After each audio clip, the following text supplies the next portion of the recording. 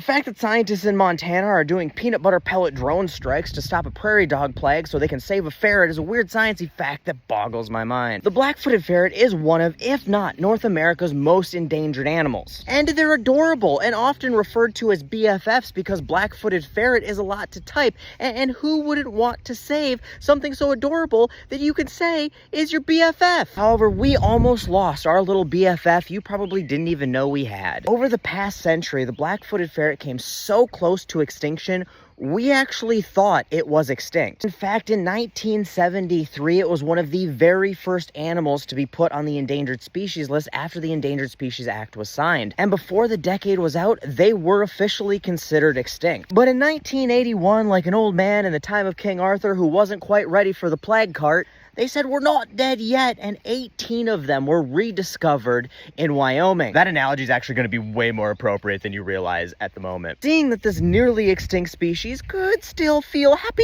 and go for a walk, they were taken into captivity to start a captive breeding program to try to save them, which has led to a long and arduous reintroduction program over the past half century, which has seen their numbers grow to nearly 500 individuals in the wild. And while that is a raging success from the 18 individuals that were left in existence a half century ago, they are still critically endangered now, not only just because they still face the same things that were driving them to extinction, but also now, for lack of a better word, they're a little cousin fucky and fighting a lack of genetic diversity. A real Adam, Eve, and Steve situation, I guess you could say, because all of the individuals who are alive today came from like 7 individuals back in 1981. Now, thanks to the miracles of modern science and some scientists' foresight, that is starting to change. Back in the 80s, scientists decided to save and freeze some of the tissue from those founding ferrets. And now, nearly half a century later, like something out of a science fiction movie, they're using that frozen tissue to create clones of those founding ferrets. And those clones are increasing the genetic diversity of the population.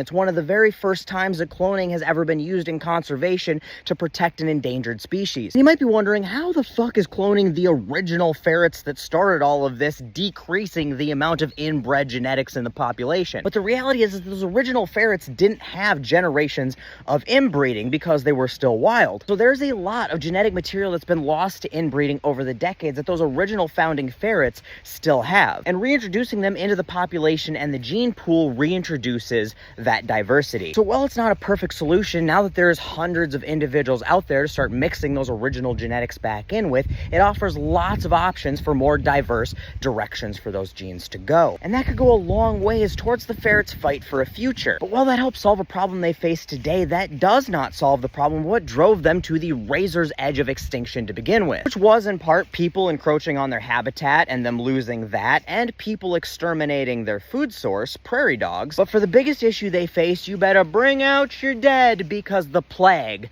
is what's killing them. Yeah, that plague. People brought the plague with them on steamships around 1900. The plague is carried by fleas, fleas are carried by rats, rats were carried by ships to the Americas. And since prairie dogs are just more adorable rats, they too can get fleas that can give them the plague. Now, thankfully, humans have found a way to cure what was once the world's most deadly disease, and it has become barely a minor inconvenience to human health. But the plague to this day still rips through prairie dog populations like, well, the plague. Not only is 90% of the black-footed ferret's diet prairie dogs, but also the prairie dog dens of their unfortunate food is where our little BFFs live. So while our little BFFs are themselves susceptible to the plague, and that can kill them directly, the bigger issue is that these prairie dog pandemics can wipe out what is essentially their only food source, which is terrible, not just for our cousin fucking ferrets, but for lots of animals in the prairie, because food options are limited, but prairie dogs are normally plentiful. You know, until they get the plague. Thankfully, we have a cure for the plague, which is why we don't get it anymore. But prairie dogs, like Republicans, are stubbornly difficult to vaccinate for easily preventable diseases. They just make a lot of annoying noises and then run away and hide in their little holes when you try to help them, you know?